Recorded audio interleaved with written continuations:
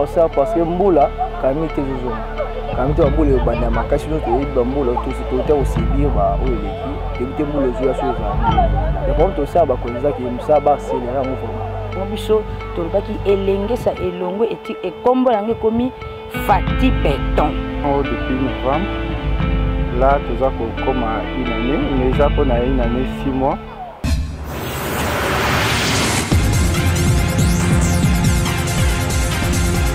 Bonjour, Bolandaka, chaîne Abino Vision Plus, Ruta, Esika Ezoma, Bongo Mokolalo, Tokitelaki, Naelenge, Saipa, Iwapi, Bazali, Kotonganzela, Nzela Munene, Oye Bandi, depuis Makala, Oye Kobimati, Baipasi, Yango Tokitaki sur terrain, Tokutena, Ingénieur, Tokutena, Baimboka, Oyo Bazali, Awa, Tomekampe, Kotuna Bangolo, Lengeni, Moussala, Zaiko Salama. Mbote papa. Mbote non. Okoko Episabiso, Moussala, Ezosala Mandengeni. Oui, Moussala Yosa Malamo, depuis un temps, Moussala Bandaki, l'ingénieur, Baza Ponctuel, Moussala chaque jour, Moussala Yosa Malamo. Est-ce que tu as Bandela Oyo, de Bazali Kotongo, Boy Kobimati? Oui, Bandaki en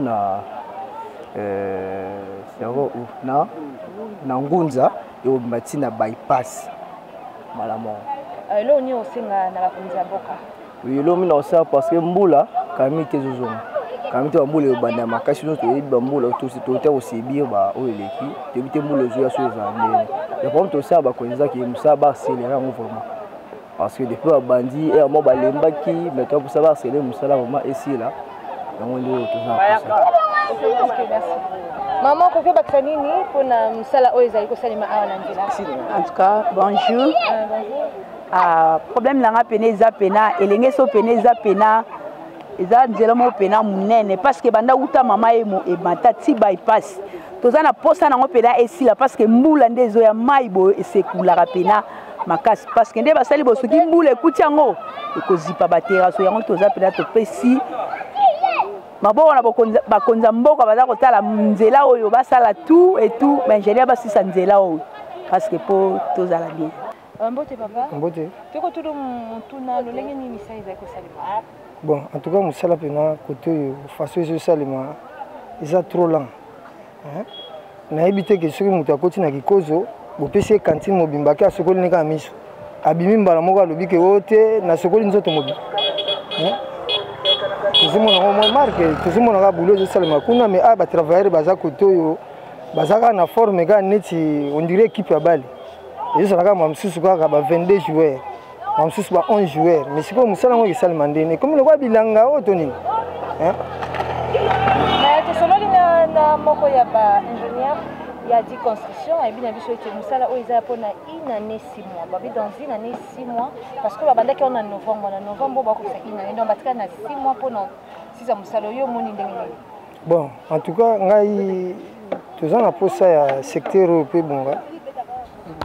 Et bonga pour constater que aux hommes on a sous bandako yo donc ndenge mamsusu grand frère amso wa seka lobaga omona mamsusu ndako akala maison biloko asika bandako tozape na ba split tozape na ba congélateur tozape na mituka pe mais tozotika ko musika tozana posa secteur bonga pour que ça la pe que totika ka mituka na biso kuna te toyaka na mituka na biso ti oyeba okoti pe na palais elo nini osenga na bakonzi ya mboka na bakonzi ya 10 construction.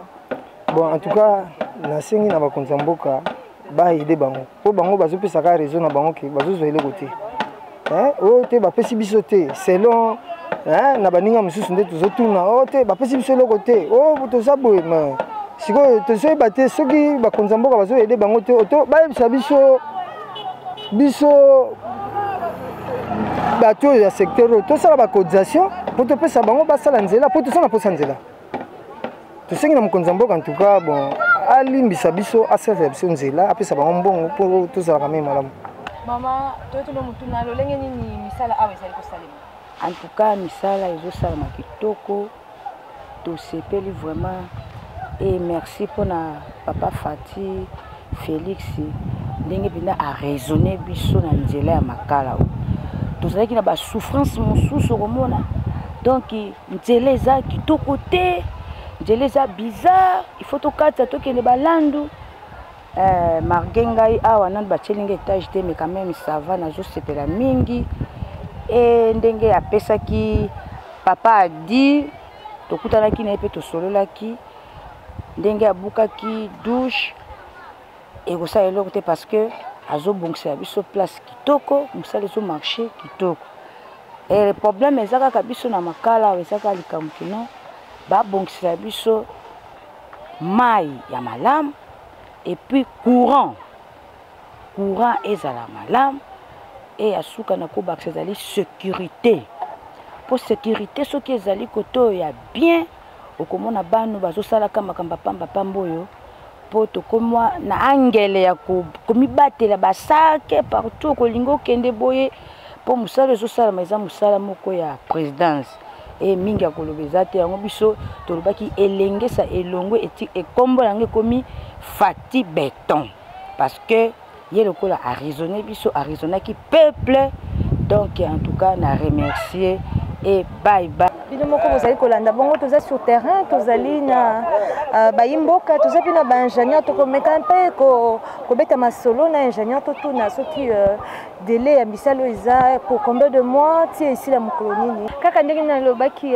tozali boto ka bayimboka tozali pena moko ba ingénieur ya di construction et pa wapi misala ezali ko salema to komeka mpe ko beta masolo biso mbale to ba lolenge nini misala ngwe bandaki camp eza pour combien de mois. Mbote ingénieur. Bon, mbote maman journaliste.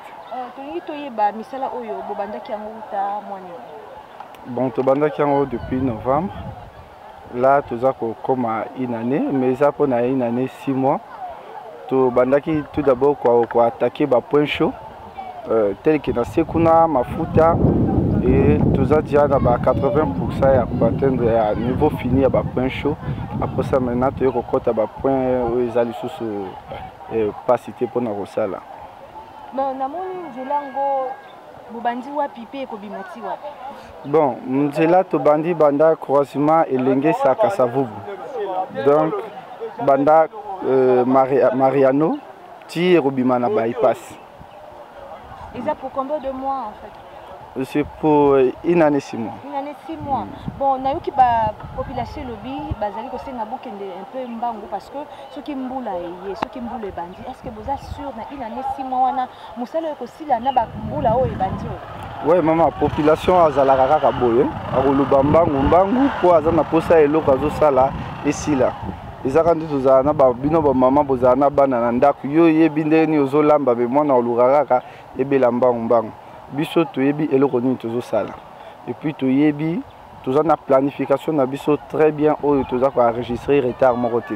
Donc musala ezosalema comme c'est prévu na ba délai ba pesi toza sir ya kosilisa nzela parce que ba place nyonso eza ki passe pour na biso yango toti koleka na si oti na sekuna moni déjà totie déjà robé sur 500 mètres maintenant là toza ko aussi ça sous partie monsieur tika kuna 200 mètres. Donc tout ça déjà na plus de 2 km fini. Donc mon totikali siko na 3 km 900. Oyo tout ça ko sala après déjà tout ça ko avancer donc mikolo ezoya oto bandoza la penza 1 mois tout tia robé 2 mois tout tia robé. Donc ça les sous problème té na ba partout etikali pona biso. Ba partout ezala qui passe yango on a déjà tout sali yango. Merci papa yoko bakisani. Nazana mingi ya kobakisa te mais juste toujours assurer que la population va vendre bango kimia pour mbula o bango bazobanga et pas biso zo biso l'autre côté puisque eza technique et toyebi ne to ko salela ngo toyebi ndenge siko ba nini tokoki ko avancer siko na ba travaux to komana ngo na suka bango ne bazobanga mbula mais biso to banga ngote. Pourquoi c'est ça awa toza vraiment wapi? Bon, awa tozali juste na Selembao na Selembao côté Makala côté kuna liboso Mongafula plutôt Mongafula na côté kuna na se Bumbu donc tu as juste place ba commune ngwe kabona ndenge wana awa ezali place oyo ezalaki érosion monene ezalaki awa so poussa liboso ezalaki 20 mètres à hauteur. Il n'y avait plus rien à repérer sur la photo ndenge ezalaki avant to bana msala même pas vélo et bandai koleka même bato babandaki koleka te mpo bandaki kokaraka bato liboso kuna. Il y avait rien ici ezalaki ndeti zamba. Donc tant que toyei kosala baétude nde toyaki kofungola nzela mpona passage ya mituka na biso ouverture ya piste ntango esili nde omoni quand même bamoto ekomi koleka et puis eza kopermettre biso mpe biso ya kodoser pression ya mai ntango ekoya. Avec batravaux tosali biso tobanga mbula te mpo toyebi une année 6 mois veut dire mbula eza na kati. Donc saison sèche nde ezali soki 3 mois ya pamba. Tant nyonso ko travailler na mbula pour nous c'est tout à fait normal et ko déranger biso na eloko moko te. Biso cas contraire to la même mbula ya pour total la comment misala na biso eza ko se comporter. Biso tozobanga mbula te.